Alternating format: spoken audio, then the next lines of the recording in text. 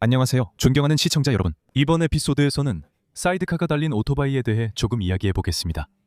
이런 종류의 교통수단은 오토바이 애호가들에게는 대체로 잘 알려져 있습니다. 여러분 중 일부는 사이드카가 달린 오토바이를 승객이나 운전자로서 타본 적이 있을 겁니다. 그리고 누군가는 이런 오토바이를 소유했거나 현재 소유하고 있나요? 아마도 이것은 QF 모터사이클 공장의 무거운 드네프르일 수도 있고 이르비트 출신의 우라리일 수도 있으며 또는 사이드카가 달린 이지일 수도 있습니다. 그리고 현대식 이륜차에 사이드카를 장착하는 열정적인 사람들도 많습니다. 그 중에는 크루저와 혼다 골드윙부터 대형 투어핸드로 야마하 슈퍼테네레, KTM 1290 어드벤처 또는 스포츠 투어러인 스즈키 하야부사까지 다양합니다. 주로 이런 작업은 사람들이 개인적으로 하거나 전문 작업장에 제작을 의뢰합니다. 하지만 현재 세계에는 사이드카가 달린 양산형 오토바이 모델도 존재합니다. 대부분은 중국산입니다. 오늘은 그 사이드카 모델들에 대해 말씀드리겠습니다. 크라스모토 채널에 계시니 즐겁게 시청하세요.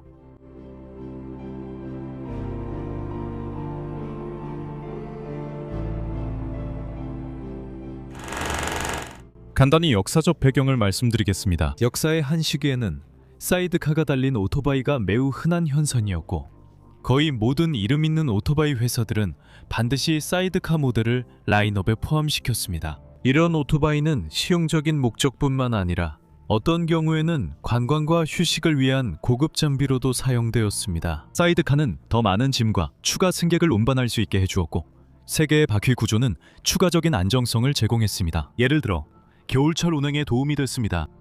이런 오토바이는 경찰, 군인, 소방관, 우체부 등 다양한 공무원들이 좋아했습니다. 사이드카의 기원은 논쟁의 여지가 있지만 전체적인 그림을 그릴 수는 있습니다. 19세기 말 여러 사건들이 사이드카의 등장을 위한 토대를 마련했습니다. 1880년에 롤러 체인이 특허를 받으면서 같은 크기의 바퀴를 가진 안전한 자전거의 제작이 가능해졌습니다. 창의적이고 공학적 재능이 뛰어난 이들은 곧 자전거용 가벼운 사이드카를 고안해냈습니다. 바로 이 사이드카에서 열정적인 스포츠맨들이 멋지게 여성들을 태우고 달렸습니다. 초기의 오토바이들은 주로 자전거를 기반으로 만들어졌고 이 모터가 달린 기계에도 사이드카가 옮겨졌습니다. 이 구조가 발전한 데에는 당시 여성들에게 감사해야 하며 승객을 운전자 뒤 좌석에 태울 수 있었습니다. 하지만 그 시대에 자존심 있는 숙녀가 긴 치마를 바지로 바꾸고 편안한 사이드카 대신 뒷바퀴 위에 불편한 좌석을 선택하는 걸 본 적이 있나요? 사이드카가 달린 오토바이에 대한 가장 이른 언급은 1893년으로 거슬러 올라갑니다. 바로 그때 한 프랑스 신문이 승객을 편안하고 우아하게 태우는 최고의 방법을 제안하는 사람에게 상을 주겠다는 공모전을 개최했습니다. 세 가지 매우 다른 방법이 제시되었습니다. 앞에, 뒤에 트레일러로, 그리고 옆에 사이드카로. 사이드카가 달린 오토바이는 오랫동안 자동차보다 더 저렴한 대안이었습니다. 하지만 1960년경에는 많은 나라에서 이런 개념이 사라지기 시작했습니다. 그 이유는 피아트 500이나 폭스바겐 비틀처럼 작고 무엇보다도 저렴한 자동차가 등장했기 때문입니다. 다른 나라들, 예를 들어 소련이나 중국에서는 사이드카 오토바이가 1980년대와 1990년대에도 여전히 수요가 있었고 생산되었습니다. 2000년대에 이르러서는 전 세계적으로 이런 차량의 생산이 거의 중단되었습니다. 약 10년 전 IMG 공장은 자신들이 사이드카가 달린 양산형 오토바이의 유일한 생산업체로 남아있다고 자랑했습니다. 하지만 2020년대에 들어 중국에서는 사이드카가 달린 오토바이가 여러 종류로 대량 생산되고 있습니다. 125cc 경량 모델부터 2리터 V-트윈 엔진의 괴물 오토바이까지 다양합니다. 모든 기종을 일일이 나열하지는 않겠습니다. 제 생각에 가장 중요한 10가지만 소개하겠습니다. L125B11 또한 좌링 코코라는 이름으로도 알려진 저배기량 사이드카 오토바이를 볼 수 있습니다. 자링은 본질적으로 헌다 슈퍼캡의 디자인과 기술적 요소를 정교하게 모방한 언더본형 모델에 꽤 세련된 사이드카를 붙인 모델입니다. 수평으로 배치된 실린더 엔진 역시 혼다에서 복제한 것입니다. 배기량은 125cc이고 최대 출력은 8.5마력입니다. 이 오토바이의 공차 중량은 175kg이며 최고 속도는 시속 70km까지 낼 수 있습니다. 체인으로 뒷바퀴를 구동하는 버전과 샤프트 드라이브 버전이 모두 있다는 점에 주목하세요. 2023년 10월 초에 등장했을 때 저링 사이드카 모델의 출시 가격은 15,180위안이었으며 당시 약 2,100달러에 해당했습니다. 이 오토바이의 주요 타겟층은 초보 라이더들입니다. 다음으로 소개할 모델은 리지안 LJ250B입니다. 이 소형 사이드카 오토바이는 엔진 배기량 면에서 앞서 소개한 125cc 모델보다 약간 더 큽니다. 이 모델은 250cc 단기통 엔진을 탑재하고 있으며 출력은 19.7마력입니다. 이 오토바이의 무게는 245kg이며 시속 90km까지 속도를 낼 수 있습니다. 리지안은 2,500달러에 판매되고 있습니다. 이 방송에서 산니 체토델라와 안드레이 스쿠테르츠의 방송으로 잘 알려진 그로자를 언급해야겠죠. 디펜더 500LC와 그 전 모델인 디펜더 500입니다. 이 오토바이는 레트로 밀리터리 스타일의 사이드카입니다. 그래서 외관이 어느 정도는 60, 70년대 소련과 중국의 사이드카 오토바이를 연상시키고 또 어느 정도는 2차 세계대전 당시 독일제 장비를 떠올리게 합니다. 하지만 디펜더의 내부는 매우 현대적입니다. 2023년에는 디펜더 500 버전이 생산되었는데 이 모델은 공기 오일 냉각 방식의 445cc 단기통 엔진을 탑재했습니다. 혼다 XR400의 라이선스 엔진 복제품으로 최대 출력은 30마력이고 최대 토크는 30Nm입니다. 하지만 2024년에는 중국에서 동적 성능을 크게 개선한 그로자 디펜더 500 LC 모델을 선보였습니다. 엔진에 근본적인 변화가 있었습니다. 이제 그로자의 프레임에는 494cc의 수랭식 병렬 2기통 엔진이 장착됩니다. 혼다 CB500 엔진의 복제품입니다. 이 엔진의 출력은 54마력이고 토크는 50Nm입니다. 변속기는 5단입니다.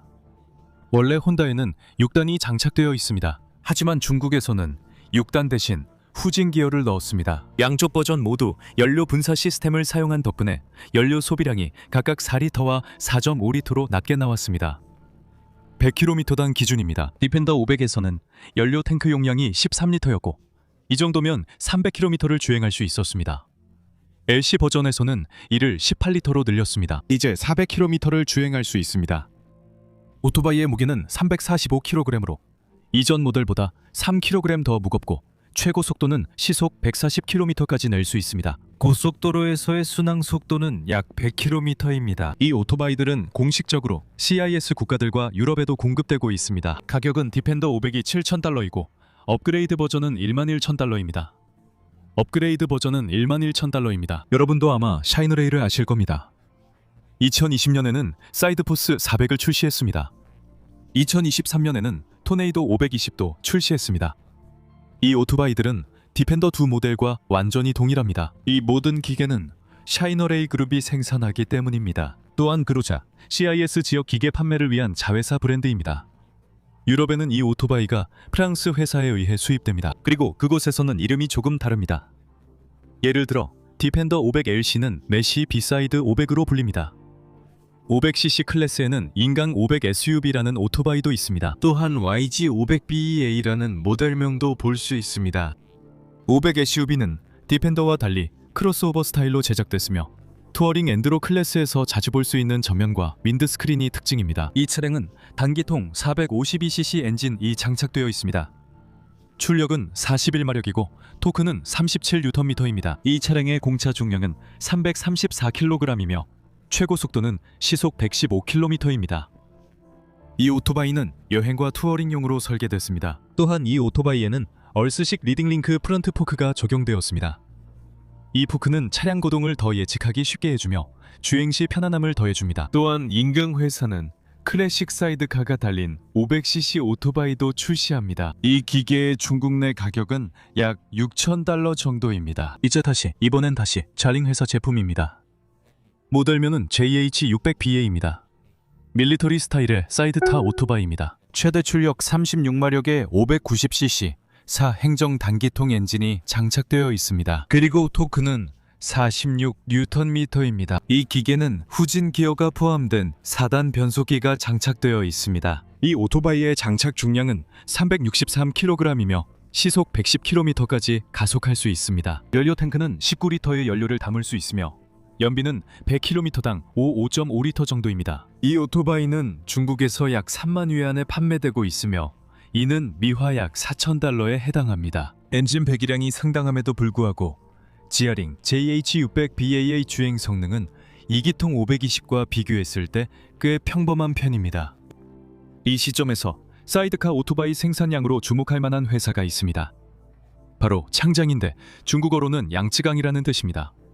창장은 중국 기업 중에서 사이드카 오토바이 생산에 가장 오랜 역사를 가지고 있습니다. 이들은 1960년대부터 시작했는데 그때 소련이 중국인들이 M72 오토바이 생산을 시작할 수 있도록 도와주었습니다. 나중에 이 회사는 오버헤드 밸브가 장착된 수평대양 엔진 생산으로 전환했고 현재는 병렬 2기통 엔진을 선호하고 있습니다. 창장 제품 리뷰는 다이너스티 650과 650 피킨 익스프레스 모델부터 시작하는 것이 좋습니다.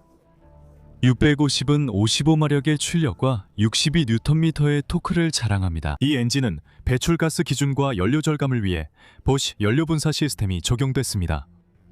이 사이드카가 달린 오토바이의 무게는 370kg이며 시속 140km까지 가속할 수 있습니다. 연료 탱크는 20L, 연비는 100km에 5.5L입니다. 다음으로 소개할 모델은 700cc급 SJ700입니다. 겉보기에는 같은 직렬 2기통 엔진이지만 배기량이 약간 늘어나서 정확히는 693cc입니다. 하지만 엔진의 잠재력이 크게 향상되었습니다. 출력은 74마력이고 토크는 68Nm입니다. 또한 비교적 최근에는 같은 엔진을 탑재한 SJ750 사이버리온 엑스프레스 버전도 출시되었습니다. 이 모든 사이드카 모델들 중에서 창장 800PE 모델이 두드러집니다. 이 모델은 크루저 스타일로 제작되었으며 이 클래스의 전통에 따라 V형 2기통 엔진이 장착되어 있습니다. 배기량은 800cc이고 냉각 방식은 순행식입니다. 최대 출력은 58마력, 최대 토크는 65Nm입니다. 800cc 모델의 무게는 420kg이고 시속 130km까지 가속할 수 있습니다. 연료 탱크 용량은 29달리터로 상당히 큽니다. 공시 가격은 $9,200입니다. 매우 비슷한 사이드카 오토바이가 모장 CQ800D2E라는 브랜드로 판매되고 있습니다.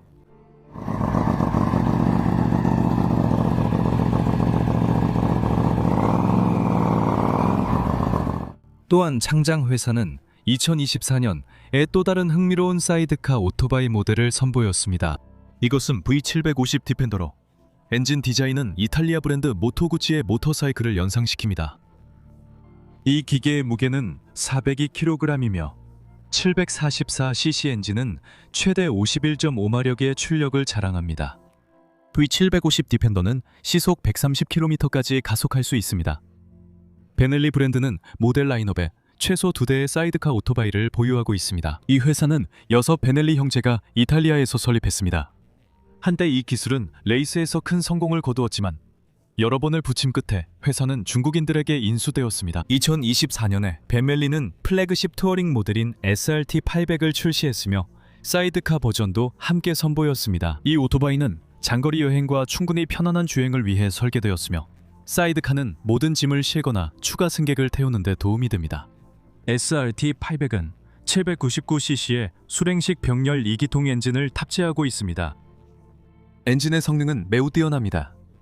최대 출력은 96.5마력이고 최대 토크는 79Nm입니다. 이 엔진은 KTM과 공동으로 개발되었습니다. 연료 탱크는 24L의 휘발유를 담을 수 있으며 연비가 5.5L일 때 한 번 주유로 장거리 주행이 가능합니다. 이 오토바이의 중국 시장 가격은 53,000위안으로 약 $7,500에 해당합니다. 비넬리에는 레트로 스타일의 사이드카 모델인 SRV500도 있습니다.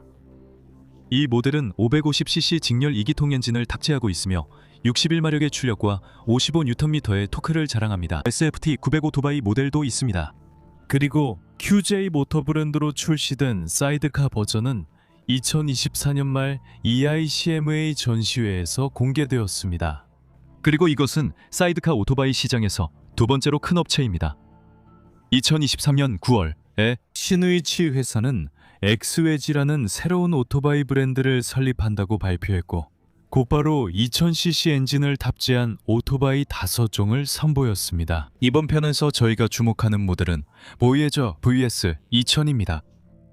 엑스웨지는 전략적 협력의 일원으로 미국 S&S 사이클의 기술 자산을 인수했습니다. 이 사실은 중국인들이 2리터 V 트윈 엔진을 어떻게 갖게 되었는지 설명합니다.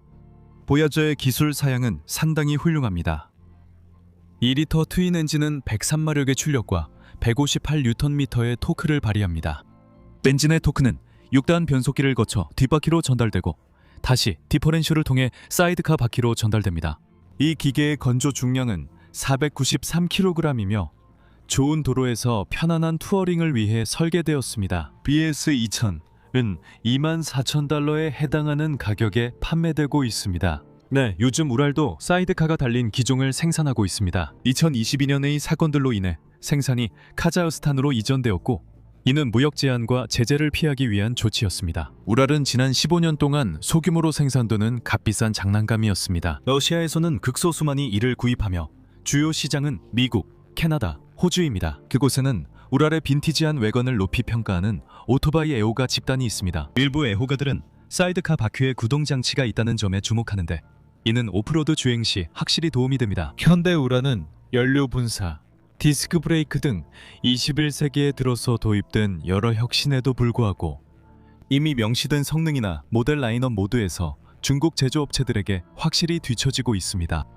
여러분은 아마도 사이드카가 달린 일부 오토바이에 앞바퀴에 2개의 스프링, 유압식 서업소버가 있는 레버식 서스펜션이 장착된 것을 눈치채셨을 겁니다. 그러니까 인터넷에 넘쳐나는 각종 선정적인 글들을 믿지 마세요.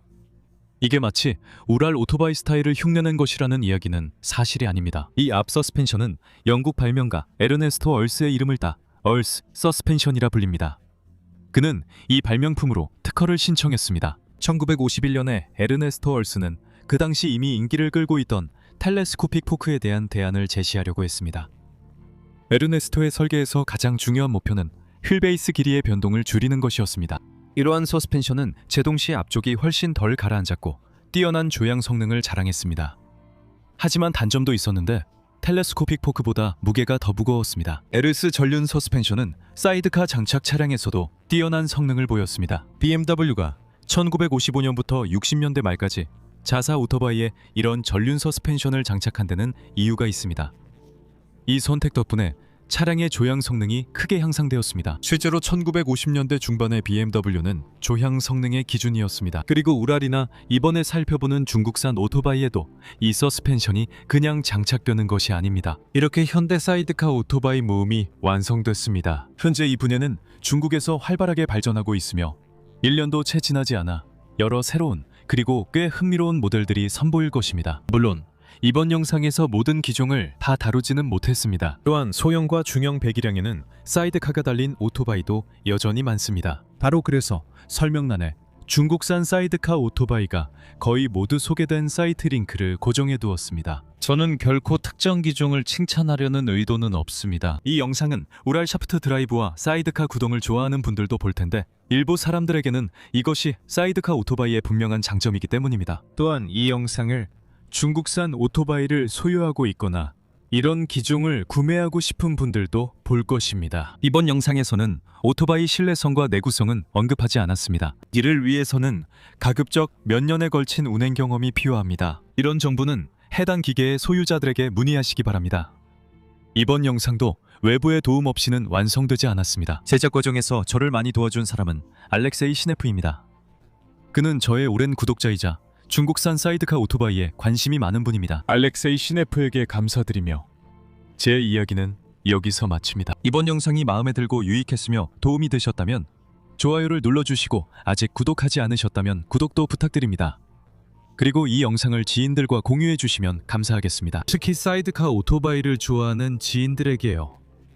그리고 댓글에 현대 사이드카 오토바이나 특정 모델에 대한 여러분의 생각을 꼭 남겨주세요. 크라스모토 채널이었습니다. 다음에 만나요.